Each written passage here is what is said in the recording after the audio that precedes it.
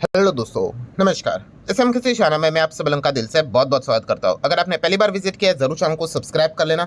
उसी के साथ साथ फ्री स्टॉक मार्केट क्लासेस कल है शनिवार, एंड शनिवार के दिन इस चैनल के ऊपर एक नया लेक्चर अपलोड हो जाता है। सो जरूर इस चैनल को फॉलो कर लेना, सब्सक्राइब कर लेना।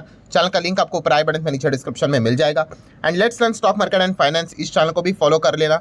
बहुत दिनों तक इस चैनल पर वीडियो नहीं आया है, तो इस चैनल पर भी एक नया लेक्चर यहाँ पे अगले एक दो दिन में अपलोड यहाँ पे हो जाएगा। सो दोनों चैनल के लिंक आपको ऊपर आई बटन पे नीचे डिस्क्रिप्शन में मिल जाएंगे। सो चलिए दोस्तों, फिलहाल इस वीडियो को स्टार्ट कर लेते हैं।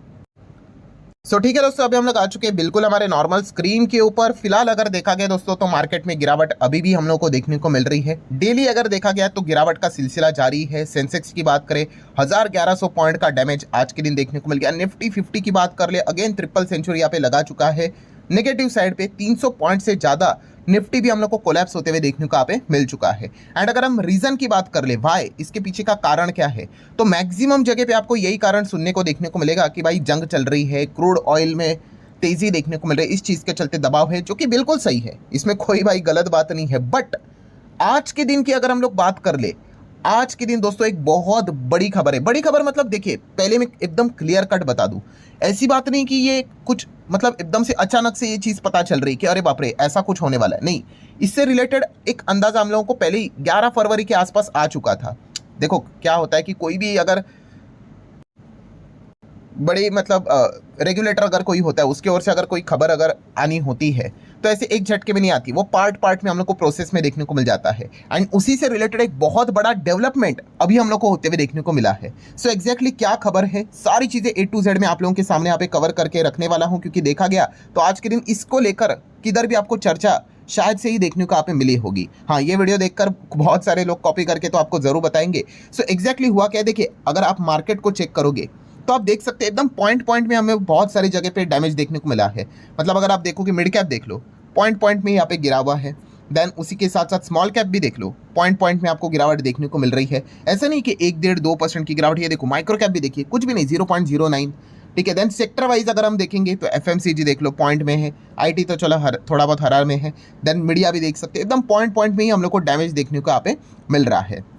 आई नो, अब काफ़ी लोगों ने बोला होगा सर आप पॉइंट पॉइंट की बात कर रहे हो, बट एक पर्टिकुलर सेक्टर में तो 2-2% की गिरावट है, उसको आप स्किप क्यों कर रहे हो? तो भाई कोई स्किप नहीं कर रहा हूँ, बिल्कुल वही सबसे बड़ा कारण है। आप देख सकते हो bank Nifty and finance sector की बात करें 2.25% की गिरावट।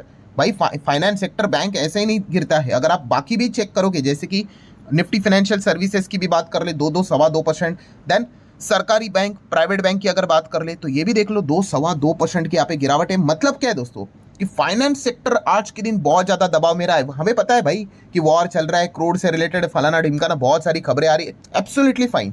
बट फाइनेंस सेक्टर में इतनी गिरावट क्यों, इतना ज़्यादा प्रेशर फाइनेंस सेक्टर में क्यों? क्योंकि हमें पता ही है भाई, हमारा जो निफ्टी का जो हमारा बाजार है, वो जो लेफ्ट टू राइट ऊपर जाता है, उसके दो बड़े इंजन होते हैं।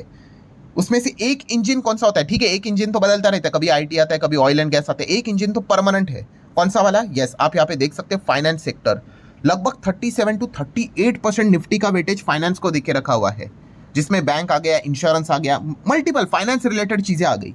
सो आज जो चीजें देखने को मिली, फाइनेंस सेक्टर में 2-2.25% की गिरावट अगर होगी तो भाई बियर वालों को तो बहुत ही ईजी पड़ जाता है मार्केट को दबाने के लिए। एंड बाकी तो ड्रामे चल ही रहे हैं।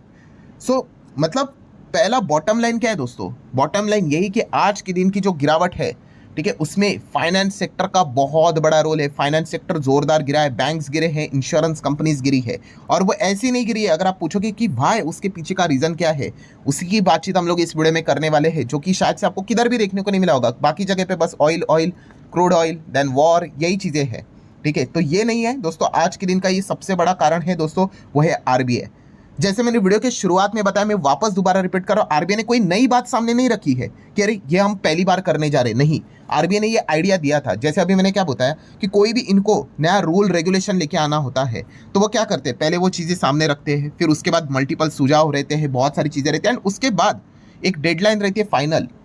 ठीक है, तब तक कुछ रिप्लाई विप्लाई आते हैं, और उसके बाद फाइनल हम लोगों को रूल्स एंड रेगुलेशन ऑफिशियली सामने आते हुए देखने को मिल जाते हैं। सो ये खबर जैसे मैंने आपको बताया, ये पहले ही कुछ 11-12 फरवरी के आसपास ये चीज़ें हुई थी। ठीक है, अब क्या हुआ था, RBI ने जो कुछ नए नियम कानून कायदे की बात यहाँ पे की थी, मॉडिफिकेशन की बात यहाँ पे की थी, ठीक है, उससे रिलेटेड जो डेडलाइन थी वो अभी हम लोग को खत्म होते हुए देखने को मिल गया। और जैसे ही खत्म हो गया उसके बाद वो अलग अलग जो ब्रोकर्स रहते हैं वो सामने आ गए कि भाई जिस प्रकार का माहौल देखने को मिल रहा है, ठीक है, यहाँ पे बैंक्स की कमाई जबरदस्त डैमेज होने वाली है। मतलब आरबीआई के जो नए नियम कानून कायदे जो हम लोग को देखने को मिल रहे हैं वो बैंक्स का जो टॉप लाइन है, रेवेन्यू को है, उसको डैमेज कर सकते हैं। ठीक है, तो अब आप सोचोगे कि चलो ये भी समझ में आ गया कि आरबीआई ने कुछ तो नए नियम कानून कायदे की बात की है, बैंक्स की कमाई को डैमेज होगा, इसीलिए फाइनेंस सेक्टर ऐसा कोलैप्स होते हुए देखने को मिला। चलो यहाँ तक सब कुछ समझ में आया, बट एग्जैक्टली हुआ क्या है? तो दोस्तों इसके पीछे का खबर आपने इसके पहले भी ये सुना होगा, bank assurance. Yes, bank assurance मतलब ये दो शब्द से मिली हुई चीज़ है। मतलब एक जगह पे बैंक और दूसरे जगह से क्या है, इंश्योरेंस कंपनी, इन दोनों का मिलन होके ये आपको बैंक अश्योरेंस देखने को मिल जाता है। अब आप बोलोगे ये एग्जैक्टली है क्या? बहुत ही सिंपल सी बात है। देखिए, अगर आप मान लो, एकदम अच्छे से ध्यान देना दोस्तों, कोई रॉकेट साइंस नहीं है। अगर एक व्यक्ति कोई भी XYZ बैंक में जाता है, क्यों जाता है बैंक में जाता है? उसके पीछे का रीज़न है उसको लोन चाहिए। कितने का लोन चाहिए भाई? चलो 50 लाख का लोन चाहिए। ठीक है, जब आप लोन लेने जाते हो, आपने देखा है बैंक वाले जो वहाँ पे जो ऑफिसर्स रहते हैं या फिर काम करने वाले जो लोग होते हैं, वो आपको मतलब चलो 50 लाख का लोन चाहिए तो सिर्फ वो आपको लोन नहीं देंगे। आपको पता है वो उसके साथ आपको क्या बेचते थे? ठीक है, या फिर बेचते भी है, इंश्योरेंस बेचते हैं कि नहीं? आपने हमेशा देखा है जिन्होंने भी लोन यूजुअली लिया होगा, ठीक है, उसी के साथ साथ वो आपको इंश्योरेंस भी बेचते हैं। और लिटरली देखो, इंश्योरेंस होना ठीक है, ये कोई ऐसी बात नहीं कि अरे बाप रे ये क्या हो रहा है, बट जिस प्रकार से वो इंश्योरेंस बेचते थे, मिस सेलिंग बोलते हैं, डरा धमका कर बेचते थे, ये इसको लेकर आरबीआई ने नए नियम कानून कायदे यहाँ पे सख्त यहाँ पे किए हुए हैं। मतलब अगर मैं आप लोगों को बता दूं, मान लो अगर कोई एक है मिस्टर श्याम, वो गया भाई 50 लाख का लोन लेने के लिए, तो वहाँ पे जो बैंक वाले हैं वो बोलते हैं भाई आपको इंश्योरेंस भी लेना पड़ेगा। क्यों?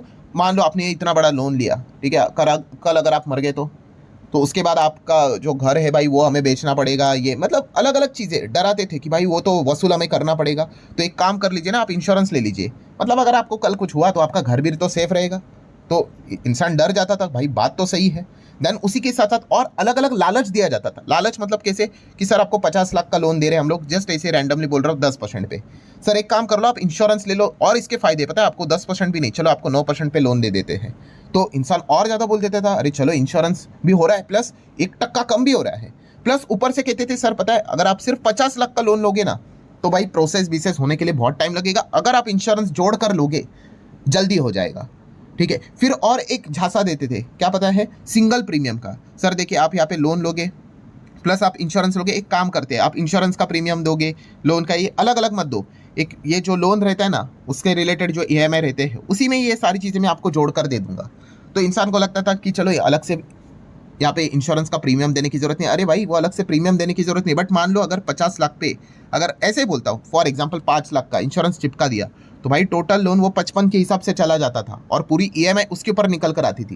मतलब आप समझ रहे हो कितना ज़्यादा मिस सेलिंग चलता था कि मतलब इंसान अगर लोन लेने के लिए जा रहा है तो कुछ भी करके उसको क्या किया जाता था, डायरेक्टली इनडायरेक्टली गलत वे से इधर लेफ्ट राइट अप डाउन करके उसको इंश्योरेंस चिपकाया जाता था।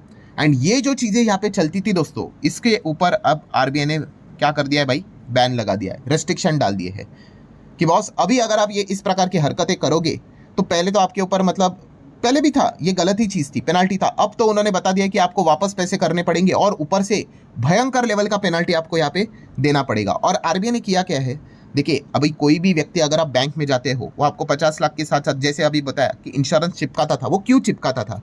क्योंकि जो वहाँ का जो काम करने वाला व्यक्ति था भाई उसको कुछ तो इंसेंटिव मिलता था, कमीशन मिलता था, फॉरेन टूर से रिलेटेड कुछ चीज़ें, कुछ तो इंसेंटिव मिलेगा भाई, तभी तो जाके वो चीज़ें करेगा। अब वो भी हटा दिया आरबीआई ने, बोला कि भाई इस प्रकार की चीज़ें अभी स्टाफ को देनी ही नहीं है। अभी देनी ही नहीं है तो भाई वो इतना एफर्ट डालेगा ही क्यों कि इंश्योरेंस ले लो, मुझे तो फूटी कौड़ी नहीं मिलेगी अगर करने जा रहा है तो ये सारी चीज़ें आरबीआई ने यहाँ पे हटा दी है।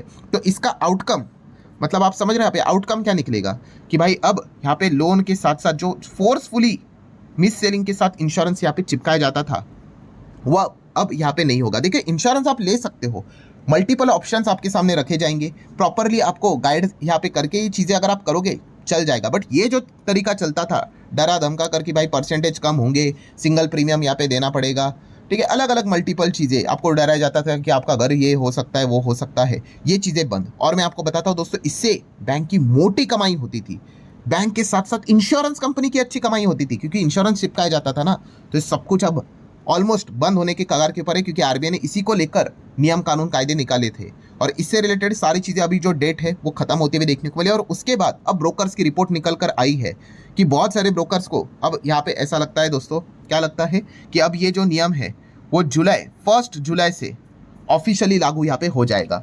1 जुलाई से सभी बैंक्स को ये नियम को फॉलो करना पड़ेगा भाई। ये जो तुम्हारी नौटंकी चलती थी, ठीक है, ये सब अब बंद, ठीक है। एक्स्ट्रा कमाई करने के लिए भाई आप कस्टमर का शोषण यहाँ पे करते हो, ठीक है, ये सब कुछ यहाँ पे बंद होगा। इसकी पॉसिबिलिटी हायर लेवल पे अब यहाँ पे जा चुकी है। अगेन कह रहा हूँ दोस्तों, ऑफिशियली अभी तक ये न्यूज़ आई नहीं है, अभी ये सारा प्रोसेस खत्म हो चुका है। अब आरबीआई इससे रिलेटेड अनाउंसमेंट करेगा, बट इस चीज़ को लेकर आपको पता है मार्केट एडवांस में चलता है भाई। भविष्य में क्या होगा उसको वो पहले से ही फैक्टर कर लेता है। तो इसी चीज़ के चलते यहाँ पे क्या होगा, बैंकिंग सेक्टर की कमाई ज़बरदस्त कम हो जाएगी। अभी आरबीआई का नियम आ जाएगा और एक्सपेक्ट किया जा रहा है कि जुलाई ऑनवर्ड से चीज़ें स्टार्ट होगी। इसीलिए आपने देखा होगा ये बड़े बड़े बैंक्स, एचडीएफसी बैंक यहाँ पे गिर गया है, देन स्टेट बैंक देख सकते हो, आईसीआईसीआई बैंक, ये बड़े इतने दिग्गज बैंक अगर भाई 2.5-3% अगर गिर गए, ठीक है, तो हो ही गया भाई फाइनेंस सेक्टर का। बाकी के भी बैंक्स आप देख सकते हो। इसीलिए आप चेक कर लेना आज के दिन बैंक निफ्टी फाइनेंशियल सर्विसेज ये दब गया भाई। तो निफ्टी को नीचे दबाने के लिए बियर वालों को ज़्यादा कष्ट करने की ज़रूरत नहीं है। और यही ड्रामा आज के दिन हम लोग को देखने को यहाँ पे मिला था। मैं रिपीट बहुत करता हूँ क्योंकि चीज़ें आपके दिमाग में भी रहनी चाहिए। कोई बात नहीं भाई, वीडियो लेंदी हो जाए, बट जैसे मैंने कहा अभी तक ऑफिशियल अनाउंसमेंट नहीं हुआ है, बट अब मार्केट मान के चल रहा है। It's just a matter of time, RBI सामने आके ऑफिशियली अनाउंस कर देगा। और जैसे अनाउंस हो जाएगा तो बैंक की ये जो मनमानी यहाँ पे चलती थी, इसके चलते उनकी एक्स्ट्रा कमाई होती थी, वो अब हम लोग को बंद या फिर काफ़ी कम होते हुए देखने को यहाँ पे मिलेगी। बहुत सारे ब्रोकर्स का ये भी मानना है 5, 10, 15% तक की भी कमाई यहाँ पे हो सकती है, ठीक है। वो ऑफिशियली जब एकदम सामने सारी चीज़ें आ जाएगी तो डिटेल रिपोर्टिंग हम लोग को निकलते हुए देखने को मिल जाएगी। मतलब पॉइंट क्या है दोस्तों, आज के दिन जो बाजार गिरा है, यस, वो इस एक चीज़ के चलते हमें गिरते हुए देखने को यहाँ पे मिला है, ठीक है। बाकी वो वॉर भी वो चल रहा है भाई, वो तो चलते ही रहेगा, ठीक है। बट आज फाइनेंस सेक्टर ने यहाँ पे मार्केट की लंका लगा दी। और वो क्यों? क्योंकि ये इस आरबीआई के नियम के चलते जो ऑलरेडी उन्होंने फरवरी से स्टार्ट यहाँ पे किया था, उसका प्रोसेस अब खत्म हो चुका है। अब बस अनाउंसमेंट की देरी है एंड एक्सपेक्ट किया जा रहा है बाजार में कि अनाउंसमेंट यहाँ पे हो जाएगा। सो बाजार ने इस चीज़ को पहले ही फैक्टर इन कर लिया है। हाँ, अब इसमें कुछ उल्टा फुल्टा हो गया, अच्छी खबर निकल कर आ गई, जैसा मार्केट सोच रहा था कि भाई ये तो होने वाला है वैसा नहीं हुआ, तो फिर रिकवरी भी हो सकती है। अब वो तो भविष्य किसने देखा है, जब हो जाएगा तब देख लेंगे। बट ये पॉइंट आपको पहले से पता यहाँ पे होना चाहिए, इसलिए सारी चीज़ें मैंने कवर करके यहाँ पे आपको बता के रखी हुई है। सो ठीक है दोस्तों, आशा करता हूँ वीडियो हेल्पफुल लगा होगा। चाहो तो like as well as share यहाँ पे कर सकते हो। मिलते हैं अगले वीडियो में, तब तक के लिए बाय बाय।